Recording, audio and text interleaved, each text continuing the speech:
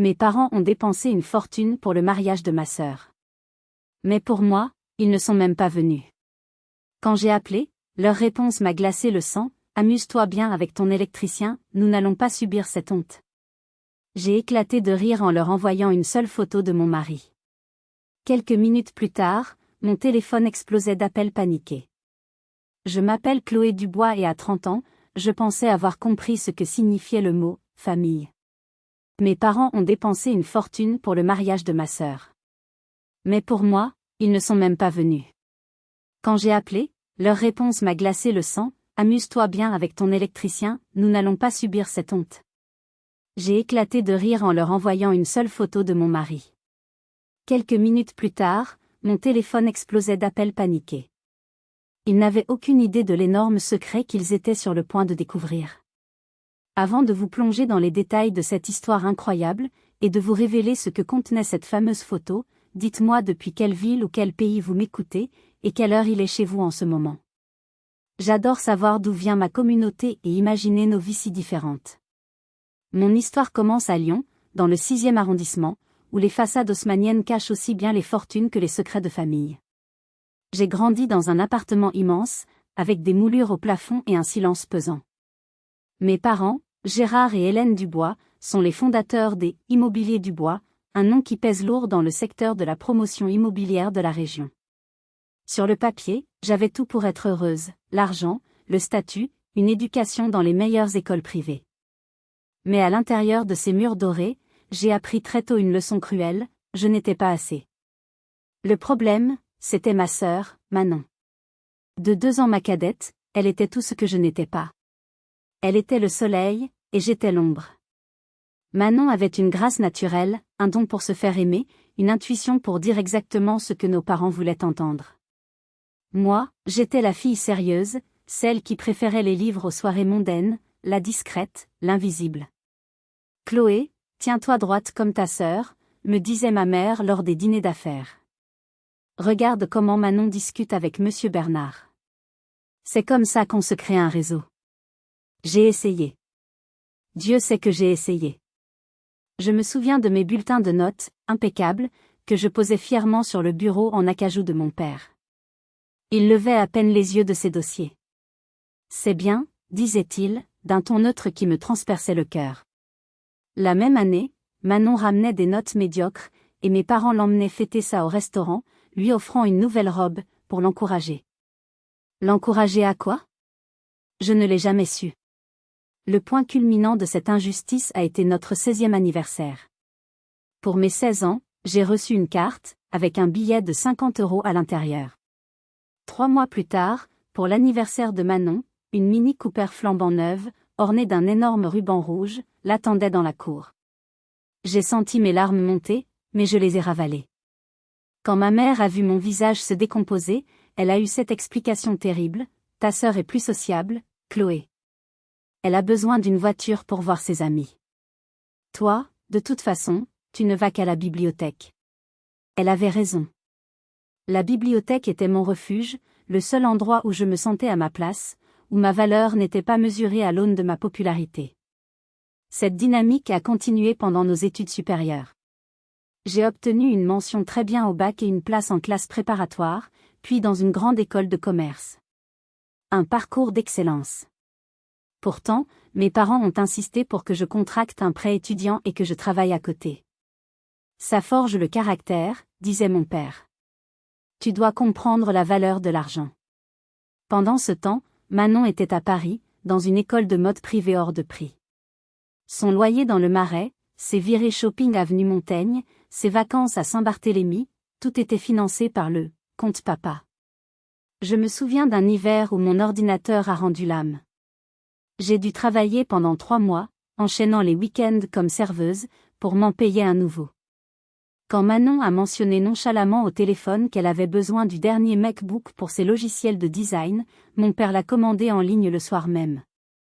À la fin de mes études, j'ai compris. J'ai compris que rien de ce que je ferais ne serait jamais suffisant. Alors, j'ai arrêté d'essayer de leur plaire. J'ai trouvé un poste de consultante financière dans un cabinet à taille humaine, loin de l'empire familial. J'ai loué mon propre appartement sur les pentes de la Croix-Rousse. Ce n'était pas luxueux, mais chaque meuble, chaque objet, était le fruit de mon travail. C'était à moi. Pour la première fois de ma vie, je me sentais fière, sans avoir besoin de leur validation. Nos relations sont devenues plus distantes, presque polies. Les dîners du dimanche se sont espacés, devenant des obligations mensuelles, puis de simples apparitions pour les fêtes de fin d'année. J'étais assise en silence, écoutant les louanges sur la dernière réussite de Manon ou son nouveau petit ami. Quand un oncle ou une tante demandait de mes nouvelles, ma mère répondait d'un air vague, « Chloé va bien. Elle a un bon travail, stable. Elle est très responsable. » Le sous-entendu était clair, ennuyeuse, sans ambition, une déception. Mais je m'en fichais. Ma valeur n'était plus définie par leur approbation. J'étais en train de construire ma propre définition du succès, une définition qui valorisait l'intégrité et les liens authentiques plutôt que le statut et les apparences. J'avais construit ma propre vie, loin de leur jugement. Je pensais avoir enfin trouvé la paix, mais je ne savais pas encore que le destin allait bientôt frapper à ma porte, sous la forme d'un homme qui allait tout changer. Tout a commencé par un court-circuit. Un mardi soir pluvieux d'avril, alors que je préparais un dîner simple, les lumières de mon appartement se sont mises à clignoter avant de s'éteindre complètement dans un bruit sec. Une odeur de brûlé flottait dans l'air. Paniquée, j'ai cherché à la lueur de mon téléphone le numéro d'un électricien d'urgence. La voix au bout du fil m'a promis une intervention dans l'heure. 53 minutes plus tard, on a frappé à ma porte. J'ai ouvert et je me suis retrouvée face à un homme grand, aux yeux bruns et au sourire chaleureux. Il portait des chaussures de sécurité, un jean de travail et un polo bleu marine sur lequel était brodé « Martin Électricité ». Ses mains étaient calleuses, mais propres. Il tenait une grosse caisse à outils. « Bonsoir, je suis Léo.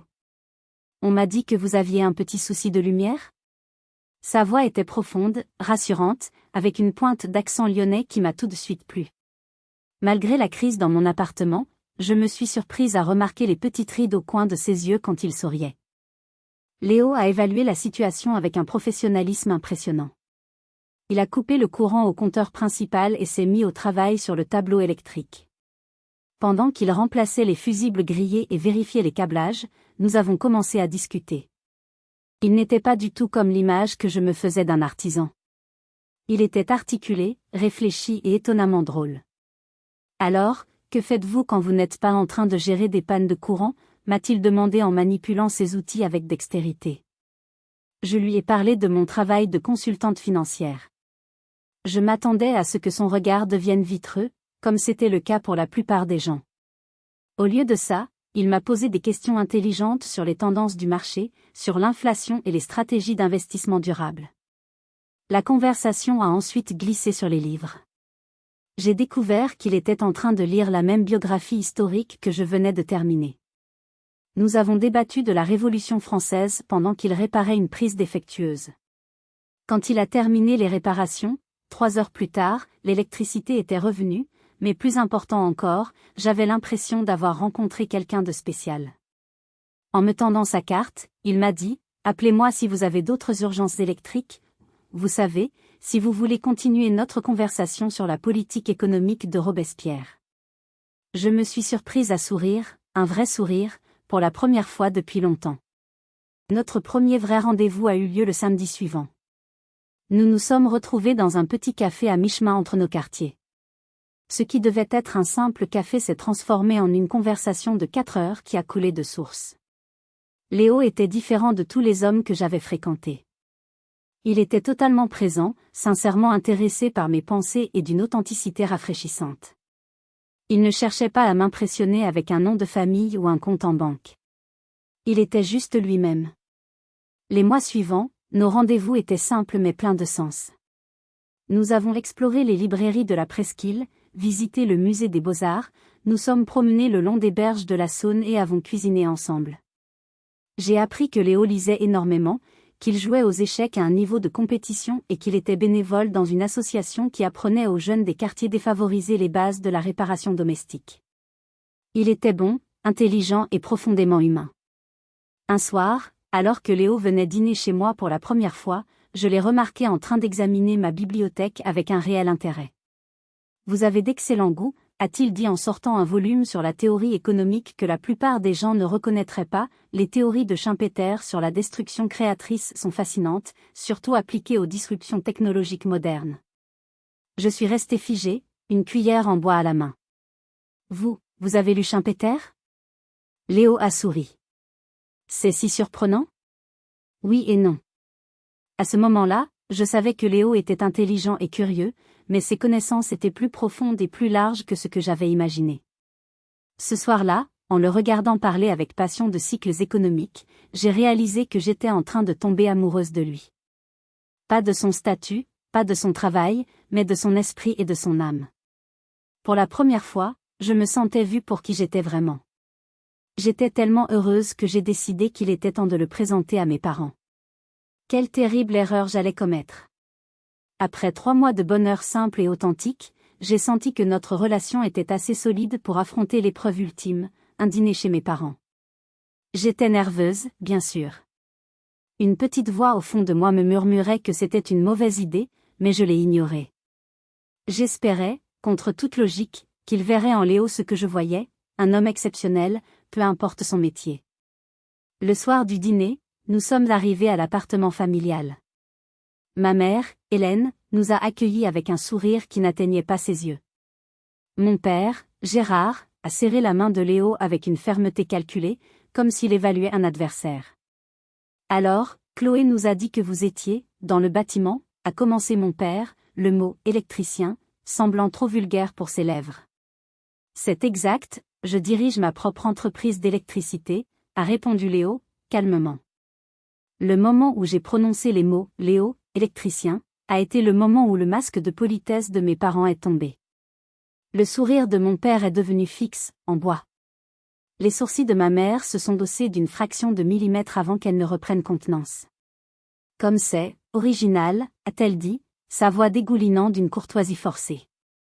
Le reste de la soirée a été un supplice. Manon et son nouveau fiancé, Antoine Fournier, étaient également présents. Antoine était l'incarnation de tout ce que mes parents admiraient, fils d'une famille propriétaire d'une chaîne d'hôtels de luxe, diplômé d'une école de commerce prestigieuse, et d'une arrogance à toute épreuve. La conversation tournait exclusivement autour de leurs accomplissements, le dernier voyage d'Antoine à Dubaï, la nouvelle collection de sacs à main de Manon, les plans d'expansion de l'empire hôtelier Fournier. Léo était traité comme s'il était invisible. Quand il essayait de participer à la conversation, mon père le coupait pour poser une question à Antoine. Ma mère ne lui adressait la parole que pour lui demander de passer le sel. Le pire moment est venu lorsqu'Antoine, avec un sourire narquois, s'est tourné vers Léo. Alors, Martin, ça doit être intéressant de passer ses journées les mains dans les fils. Dites-moi, combien vous facturez pour changer une ampoule de nos jours? Manon a laissé échapper un petit rire étouffé. J'ai senti le sang me monter au visage. J'étais sur le point d'exploser, mais Léo m'a lancé un regard apaisant. Il a souri poliment à Antoine et a répondu d'une voix égale, « Cela dépend de la complexité de l'ampoule, monsieur Fournier. Certaines sont plus précieuses que d'autres, mais ne rapportent pas toujours ce qu'on attend d'elles. » La remarque était si subtile qu'Antoine n'a pas semblé la comprendre, mais j'ai vu une lueur d'admiration dans les yeux de Léo. Il ne se laissait pas démonter. Malgré le venin ambiant, Léo est resté impeccable. Il a posé des questions réfléchies sur l'entreprise de mon père, a complimenté ma mère sur la décoration.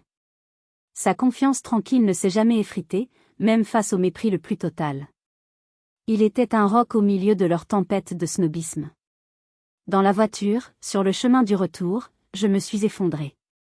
Je suis tellement désolée, Léo. Ils ont été odieux. Insupportables. Il a pris ma main et l'a serrée. Chloé, tu n'as jamais à t'excuser pour le comportement des autres. Même pas celui de tes parents. Leur réaction en dit plus sur eux que sur moi. Le lendemain matin, ma mère a appelé.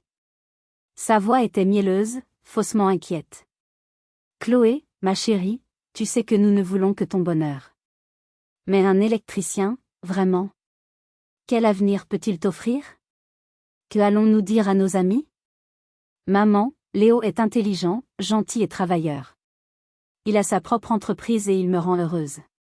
C'est tout ce qui devrait compter. Elle a soupiré dramatiquement. Tu as toujours été si têtu.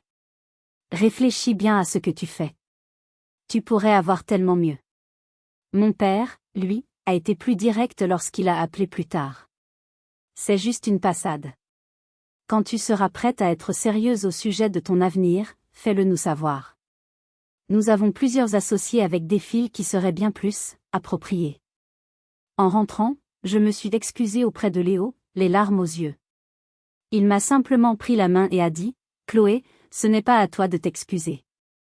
Mais il y a quelque chose que je dois te montrer bientôt. Quelque chose qui pourrait te surprendre. » Je n'avais aucune idée de l'ampleur de son secret.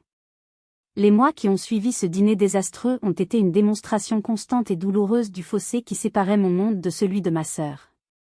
Mes parents ont organisé une fête de fiançailles somptueuse pour Manon et Antoine au country club. 200 invités, des fontaines de champagne, un quatuor à cordes. L'événement a même eu droit à un article dans la page mondaine du Progrès. Léo et moi n'avons eu droit à rien. Quand j'ai demandé à ma mère s'il prévoyait quelque chose pour nous, elle a eu l'air mal à l'aise. Eh bien, ma chérie, nous pensions que vous préféreriez quelque chose de plus discret. Étant donné la situation de Léo. La situation de Léo étant, bien sûr, son métier. Tous les rassemblements familiaux sont devenus des sessions de planification du mariage de Manon. On discutait des arrangements floraux, des options de menu, du plan de table. J'étais assise là, en silence, mes propres fiançailles complètement ignorées. Le moment le plus humiliant est arrivé lorsque mon père a annoncé fièrement qu'il avait mis de côté 300 000 € pour le mariage de sa petite princesse. J'ai repensé à leur réaction quand je leur avais dit que Léo et moi prévoyions une petite cérémonie dans un jardin, suivie d'une réception dans un restaurant local. Eh bien, cela semble économique, avait commenté ma mère avec un sourire pincé. Aucune offre d'aide financière, aucune proposition de soutien. Puis, quelques semaines avant le mariage de Manon, l'impensable s'est produit. Mon père m'a demandé de le rejoindre pour un café, seul à seul, ce qui était extrêmement rare. Je me suis dit qu'il voulait peut-être enfin avoir une conversation sincère. J'avais tort. Assis dans un café chic de la presqu'île, il a posé une enveloppe épaisse sur la table entre nous. « Chloé, ta mère et moi nous inquiétons pour toi. Nous pensons que tu fais une erreur que tu regretteras toute ta vie. » J'ai froncé les sourcils. Une erreur ? Aimer quelqu'un est une erreur ? Il a ignoré ma question. Dans cette enveloppe, il y a 50 000 €. C'est un cadeau. Pour t'aider à prendre un nouveau départ. Loin de cet homme. Pense Y comme un investissement dans ton avenir. Un avenir digne de ton nom. Je suis restée bouche bée. Le café que je tenais à la main tremblait. Il n'était pas en train de me donner de l'argent pour mon mariage. Il essayait de m'acheter. Il essayait d'acheter la fin de ma relation avec l'homme que j'aimais. La nausée m'a envahi. C'était une trahison pure et simple, une insulte si profonde qu'elle me coupait le souffle. J'ai repoussé l'enveloppe. Garde ton argent, papa. Mon bonheur n'est pas à vendre. Je me suis levée et je suis partie sans me retourner, le laissant seul avec son chèque et sa vision tordue de l'amour. C'était un coup bas, une tentative de détruire mon bonheur. À ce moment-là, j'étais dévastée. Dites-moi dans les commentaires, si vous aviez été à ma place, qu'auriez-vous fait ? Comment auriez-vous réagi face à une telle trahison de la part de votre propre père ? Le mariage de Manon a été un spectacle d'excès. Sa robe coûtait 20 000 €. Les fleurs valaient plus que ma voiture. 500 invités ont assisté à leurs vœux dans une basilique historique, suivie d'une réception dans un château du Beaujolais avec un feu d'artifice. Pendant toute la soirée, Léo a été la cible de remarques désobligeantes de la part de parents éloignés. Il a tout enduré avec une grâce et une patience qui forçaient mon admiration. Sur le chemin du retour, je me suis effondrée en larmes. Je suis désolée que tu aies dû subir ça. Léo a pris ma main. Chloé, je me fiche de ce qu'ils pensent de moi. La seule chose qui m'importe, c'est qu'ils te font du mal. Nous n'avons pas besoin de leur approbation ni de leur argent. Notre mariage sera parfait parce qu'il parlera de nous, de notre amour, pas de leur besoin d'impressionner les autres. J'ai essuyé mes larmes et j'ai hoché la tête. Il avait raison. J'étais impatiente de l'épouser, que mes parents l'approuvent ou non. Mais ce qui allait se passer le jour J dépassait tout ce que j'aurais pu imaginer. Après l'épisode de la tentative de soudoiement de mon père, Léo a senti que j'avais atteint un point de rupture. Il a vu la douleur dans mes yeux, la fatigue de devoir constamment me battre pour que mon amour soit respecté. Une semaine plus tard, il m'a dit, « J'ai quelque chose à te montrer. » Je crois que le moment est venu.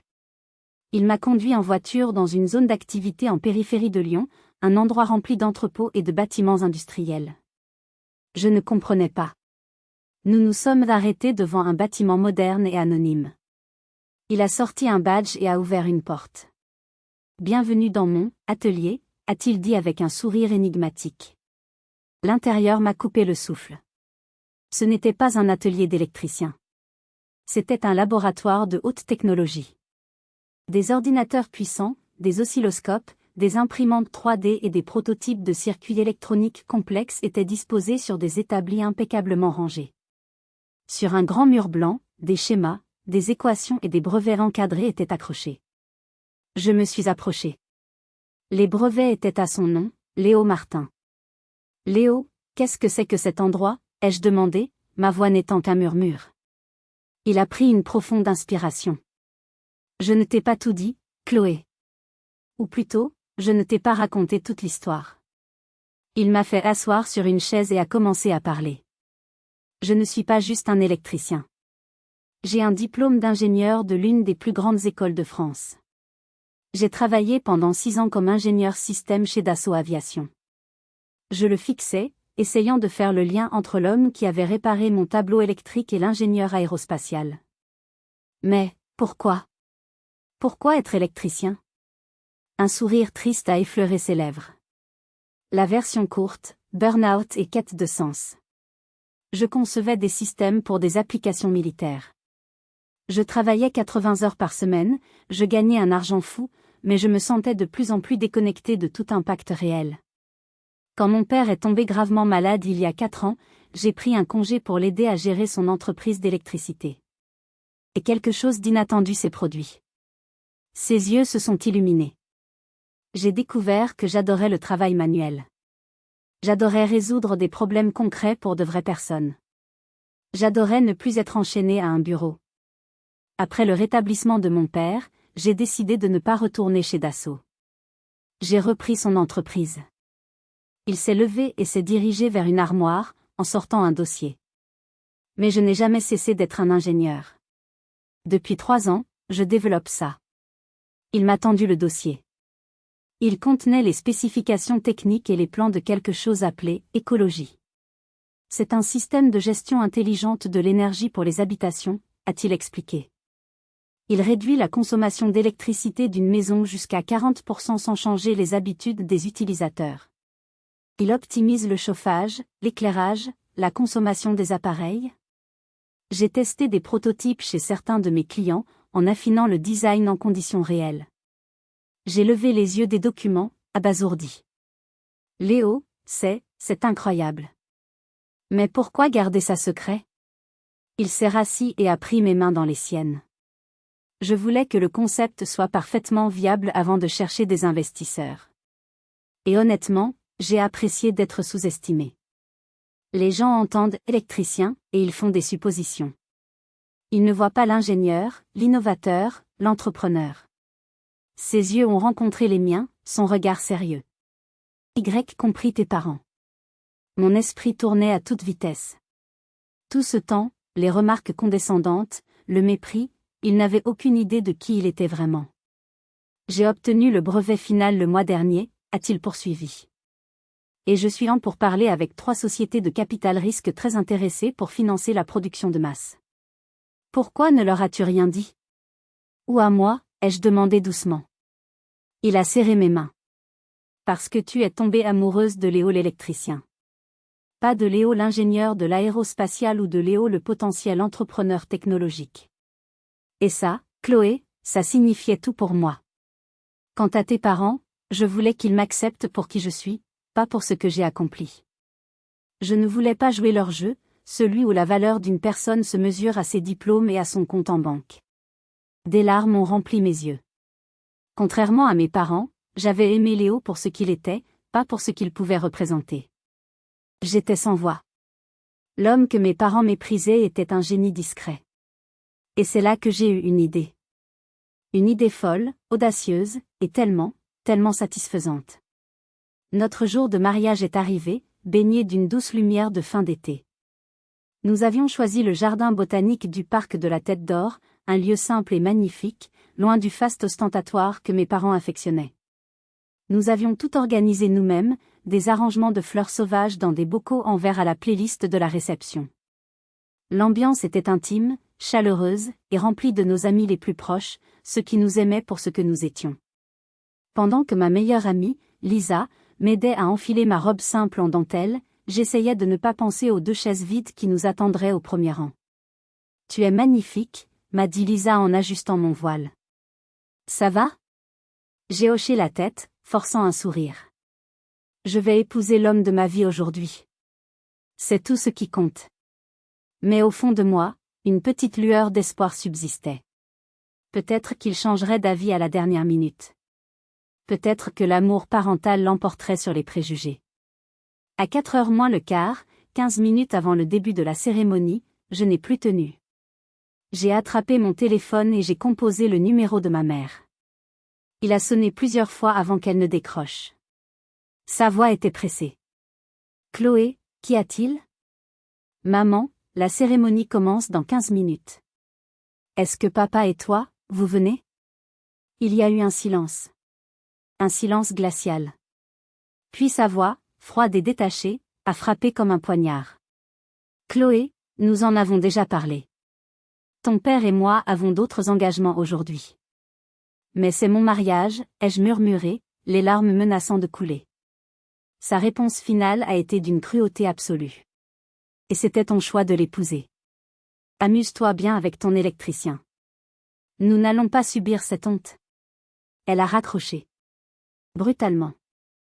Je suis restée là, le téléphone à la main, ces mots résonnant dans ma tête. Subir cette honte. Ce n'était plus de la déception ou de la désapprobation. C'était un rejet actif, une humiliation publique. L'amour que je choisissais était une honte pour eux. Je me suis assise lourdement, les larmes coulant enfin librement sur mon maquillage. Lisa s'est précipitée à mes côtés. « Ils ne viennent pas », ai-je réussi à articuler entre 2 sanglots. Ils ont trop honte de me voir épouser un électricien. Lisa m'a serré fort. Alors ils ne méritent pas d'être ici. Aujourd'hui, c'est votre journée, à toi et à Léo. Pas la leur. On a frappé doucement à la porte. C'était Léo. Chloé, tout va bien ? Normalement, le marié ne doit pas voir la mariée avant la cérémonie, mais à cet instant, j'avais plus besoin de lui que de n'importe quelle tradition. Entre, ai-je appelé. Il est entré, magnifique dans son costume bleu marine. Quand il a vu mes larmes, il a été immédiatement à mes côtés, s'agenouillant devant moi. Je lui ai tout raconté.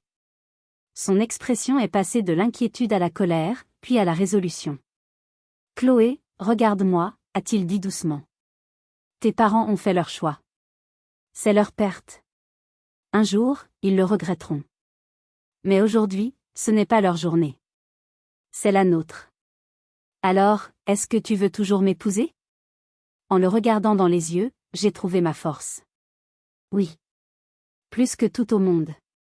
Alors que je me préparais à marcher vers l'hôtel, mon oncle Marc, le frère de mon père et le seul membre de la famille qui m'avait toujours aimé sans condition, s'est approché. « Ton père m'a appelé », a-t-il dit à voix basse. Il m'a dit qu'il ne venait pas. Et puis il m'a demandé si tu me ferais l'honneur de me laisser te conduire à l'hôtel. De nouvelles larmes, de gratitude cette fois, ont rempli mes yeux. La cérémonie a été parfaite. Pendant la réception, je me suis sentie reconnaissante de leur absence. Il n'y avait pas de tension, pas de jugement. Juste de la joie. Plus tard, alors que nous nous préparions à partir, j'ai mis mon plan à exécution. J'ai trouvé une photo qui avait été prise plus tôt.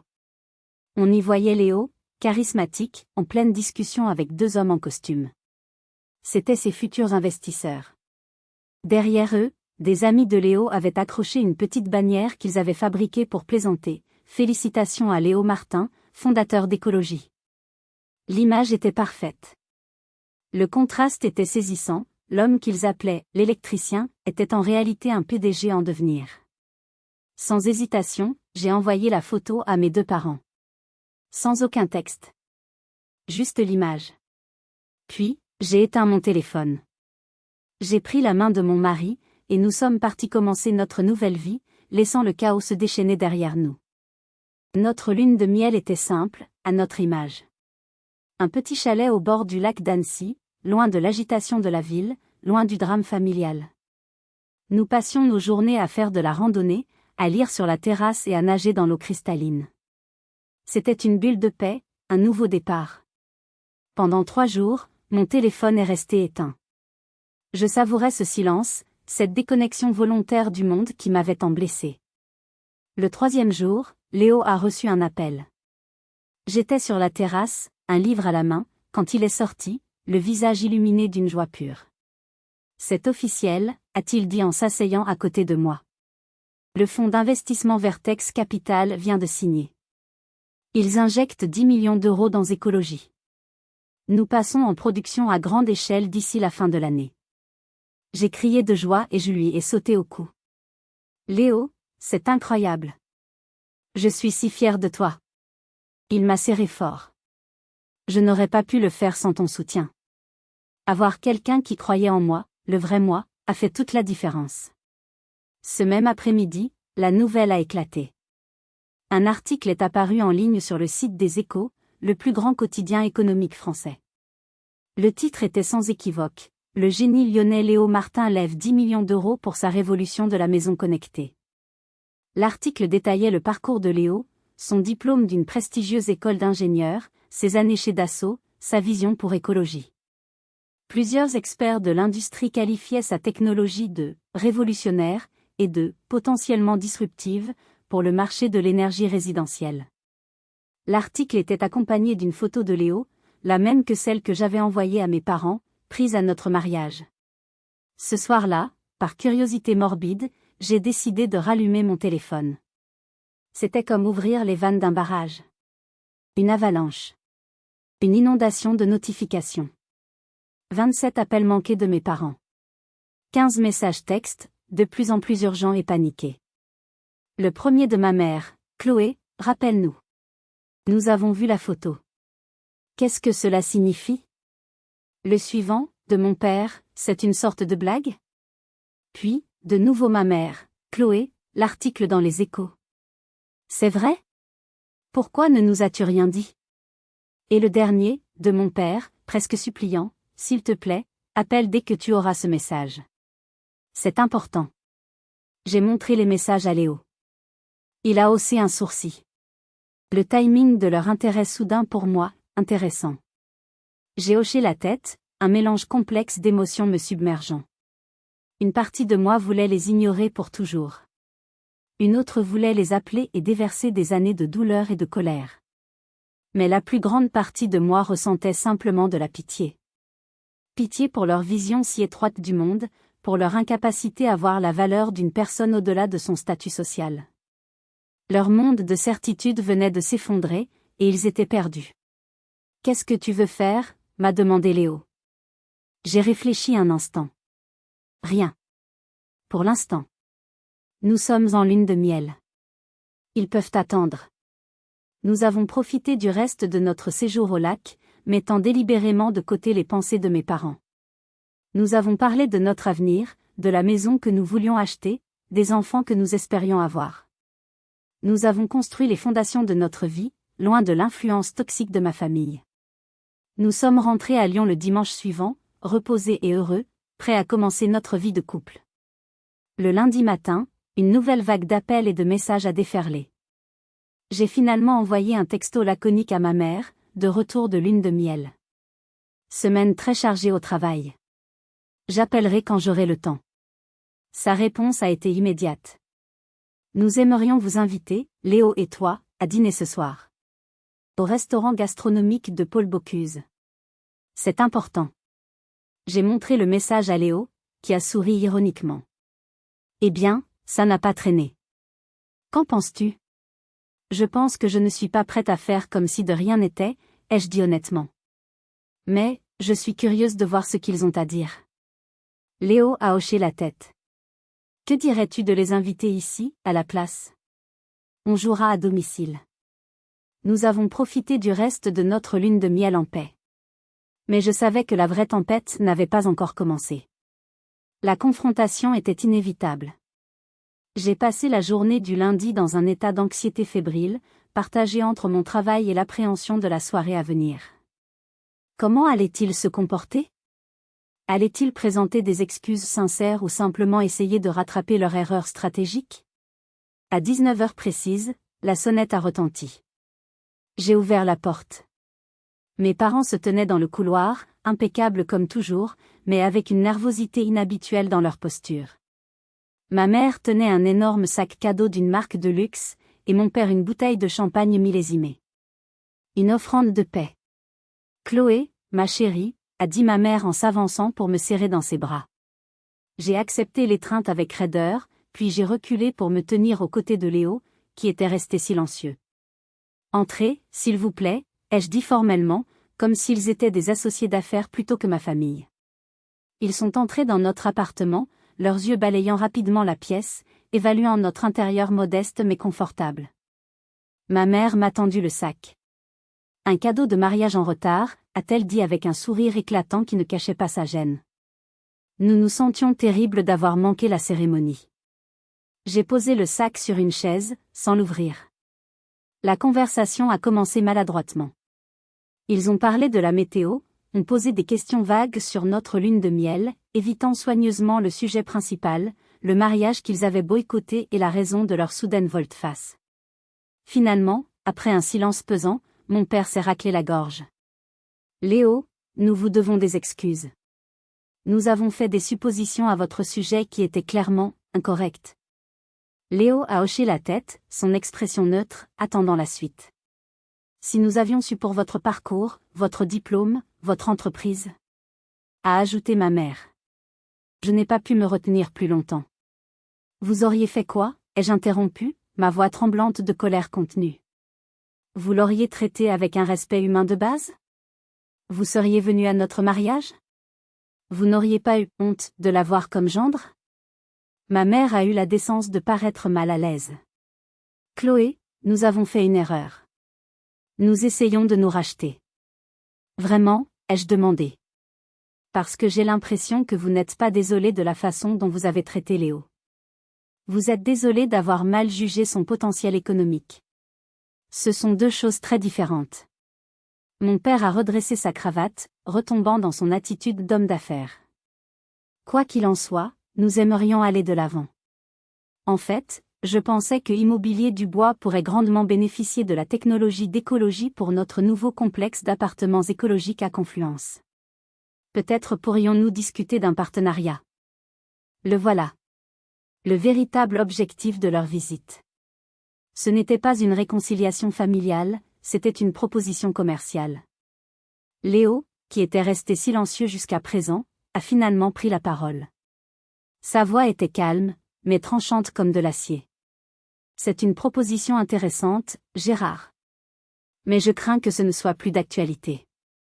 Mon père a froncé les sourcils. Comment ça? Léo a souri, un sourire qui n'atteignait pas ses yeux. Il se trouve que mes investisseurs et moi-même venons de finaliser l'acquisition des droits de développement exclusifs pour l'intégralité du projet immobilier de Confluence. Nous avons pensé que c'était l'occasion idéale de créer une vitrine à grande échelle pour notre technologie. Le visage de mon père est devenu livide.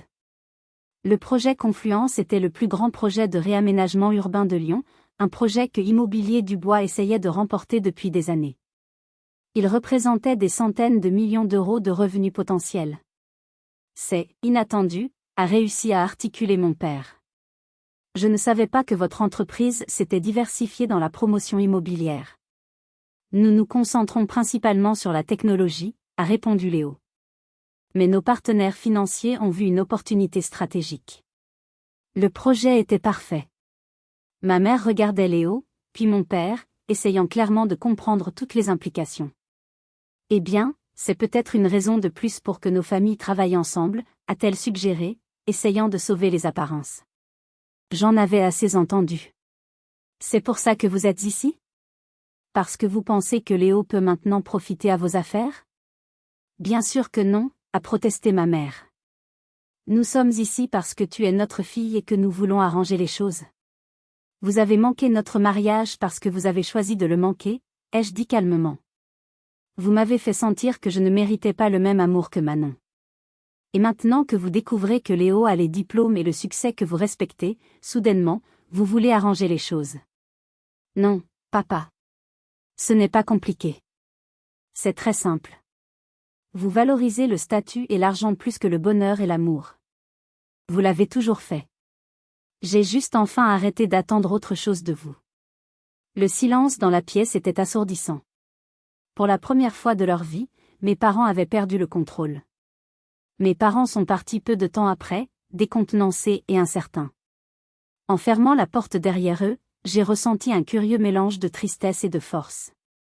Tristesse pour la relation que nous n'aurions jamais, et force parce que, pour la première fois, je m'étais défendue sans avoir besoin de leur approbation.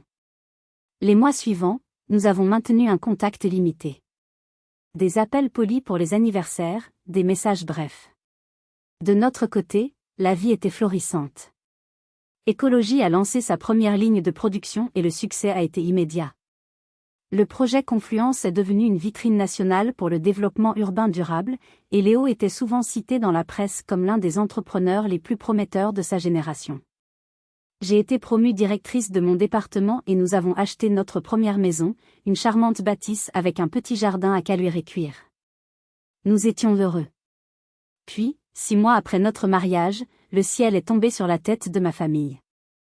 Un soir tard, mon téléphone a sonné. C'était Manon, sa voix secouée par des sanglots. « Chloé, j'ai besoin de ton aide. » Je me suis immédiatement redressée. « Manon, qu'est-ce qui se passe ? » C'est Antoine et papa. Ils ont été arrêtés. Mon cœur s'est arrêté. Arrêté ? Pourquoi ? Fraude financière. Apparemment, Antoine dirigeait une pyramide de Ponzi via la chaîne hôtelière de sa famille. Et il a impliqué papa et Immobilier Dubois dans plusieurs de ses montages. Le FBI a perquisitionné leur appartement et les bureaux de l'entreprise ce matin. Tout est gelé. Les comptes, les actifs, tout. Le gendre idéal. L'homme aux relations et au diplôme parfait. Un escroc. Et il avait entraîné mon père dans sa chute. Est-ce que tu vas bien ? Où es-tu ? As-tu besoin d'un endroit où rester ? Ai-je demandé, l'instinct prenant le dessus. Il y a eu une pause, puis un sanglot étouffé. Tu me laisserais vraiment venir chez toi ? Après la façon dont je vous ai traité, toi et Léo ? La vérité, c'est que Manon avait été autant un produit des valeurs de nos parents que moi, mais d'une manière différente. Alors que j'avais été conditionnée à me sentir inférieure, elle avait été élevée pour croire que sa valeur résidait dans son statut social et son succès matériel. Elle était aussi une victime de ce système. Bien sûr, ai-je dit doucement. C'est ce que fait la famille. Manon est arrivée le lendemain avec 2 valises. C'est tout ce qui lui restait. Tout le reste avait été saisi. La réaction de mes parents au scandale a été de se distancier publiquement d'Antoine et de faire pression sur Manon pour qu'elle divorce rapidement afin de minimiser l'embarras social. Mais il était trop tard. L'enquête a révélé que mon père, aveuglé par l'appât du gain et le prestige d'être associé au fournier, avait fermé les yeux sur de nombreuses irrégularités. Je ne savais rien, m'a avoué Manon un soir, alors que nous étions assises dans notre cuisine. Antoine gérait toutes nos finances. Je signais juste les papiers qu'il me mettait sous le nez. Ce n'est pas ta faute, l'a rassuré Léo. Les escrocs sont doués pour ce qu'ils font, précisément parce qu'ils semblent dignes de confiance. En vivant avec nous, Manon a découvert un autre type de relation. Elle nous a observés prendre des décisions ensemble, nous soutenir mutuellement dans nos carrières, construire un partenariat basé sur le respect et non sur l'avantage social. Un jour, elle m'a regardée avec une sorte d'émerveillement. « Tu es vraiment heureuse ?» a-t-elle dit, comme si c'était une révélation. Pas le bonheur d'Instagram ou le bonheur des dîners mondains. Vraiment heureuse. J'ai souri. Nous le sommes. Et maman et papa étaient prêts à manquer ça, juste parce que Léo était électricien. Ils l'ont manqué parce qu'ils ne pouvaient pas voir au-delà de leur propre définition étroite du succès, ai-je corrigé doucement.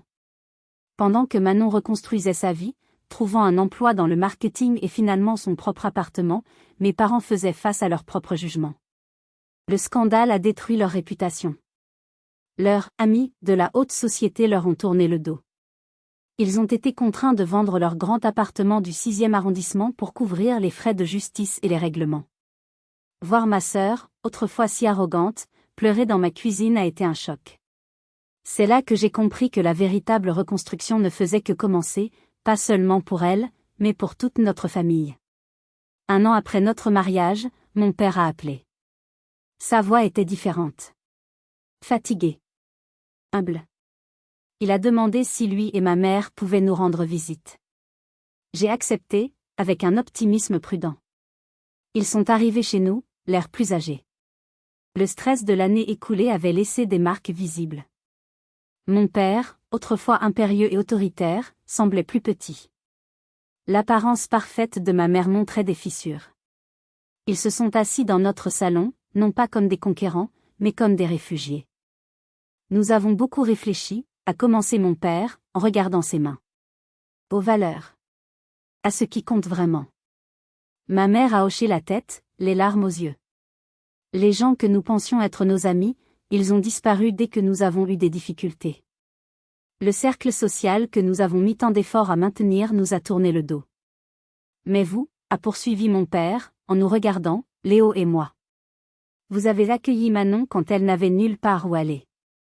Même après la façon dont nous vous avons traité. C'est ce que fait la famille, ai-je répété, les mêmes mots que j'avais dit à Manon. Nous sommes en train de l'apprendre, a dit ma mère doucement. De la manière la plus dure. Mon père s'est raclé la gorge, luttant contre l'émotion. Nous avons eu tort. Sur tout ce qui compte. Tort à propos de Léo. Tort sur ce qui fait un mariage réussi. Tort sur ce qui fait une vie réussie. Nous n'attendons pas votre pardon. Nous voulons juste une chance de faire mieux, a ajouté ma mère. D'être les parents que vous méritiez depuis le début. J'ai regardé Léo. Il m'a donné un subtil signe de tête de soutien. J'ai pris une profonde inspiration. Je ne peux pas promettre que les choses redeviendront comme avant, ai-je dit prudemment. Parce que l'avant n'était pas sain. Mais nous pouvons essayer de construire quelque chose de nouveau. Quelque chose de mieux. La route vers la réconciliation a été longue et parfois difficile. Il y a eu des revers, de vieilles habitudes qui avaient la vie dure. Mais progressivement, nous avons établi un nouveau type de relation, basé sur une connexion authentique plutôt que sur des attentes et des jugements. Mes parents ont commencé une thérapie eux-mêmes, travaillant à comprendre comment leur propre éducation avait façonné leurs valeurs et leurs comportements. Ils ont développé une véritable appréciation pour Léo, non seulement pour son succès en affaires, mais pour son caractère et la façon dont il m'aimait. 2 ans après notre mariage, lorsque Léo et moi avons annoncé que nous attendions notre premier enfant, leur joie était non feinte, sans complications. Nous voulons être des grands-parents qui aiment et acceptent sans condition, a dit ma mère, les larmes coulant sur ses joues. Le genre de grands-parents que nous aurions dû être en tant que parents. En regardant en arrière, je réalise que ce qui semblait être le pire rejet de ma vie m'a en fait libéré. Cela m'a forcé à définir le succès et le bonheur selon mes propres termes, à construire des relations basées sur une connexion authentique. Léo et moi avons créé une fondation au nom de son père pour financer les études d'ingénieur d'étudiants issus de milieux modestes, pour leur rappeler que le travail honnête, quel qu'il soit, a de la dignité et de la valeur. Mes parents, à leur manière, ont trouvé un nouveau but. Ils ont réduit la taille de leur entreprise pour se concentrer sur des projets de logements abordables. Manon a trouvé sa propre voie, en créant une association qui aide les femmes à se reconstruire financièrement après avoir quitté des relations abusives. Quant à moi, j'ai finalement compris que ma valeur n'avait jamais été déterminée par l'approbation de mes parents ou par un statut social. Elle était toujours là, en moi, attendant que je la reconnaisse et que je la revendique. Si vous avez déjà été jugé pour vos choix ou mesuré à l'aune des normes de quelqu'un d'autre, souvenez-vous de ceci, parfois, les personnes qui vous jugent le plus durement sont celles qui vous comprennent le moins. Vivez votre vie selon vos propres valeurs, pas selon les attentes des autres. Le vrai bonheur vient de l'authenticité, pas de la recherche d'une validation externe. Avez-vous déjà dû défendre vos choix face à la pression familiale? Comment avez-vous géré la situation? Partagez votre histoire dans les commentaires ci-dessous. Et si ce récit a résonné en vous, n'hésitez pas à aimer, à vous abonner et à partager pour aider d'autres personnes qui pourraient être confrontées à des situations similaires. Merci de m'avoir écouté, et n'oubliez jamais, vous méritez d'être aimé et respecté, exactement tel que vous êtes.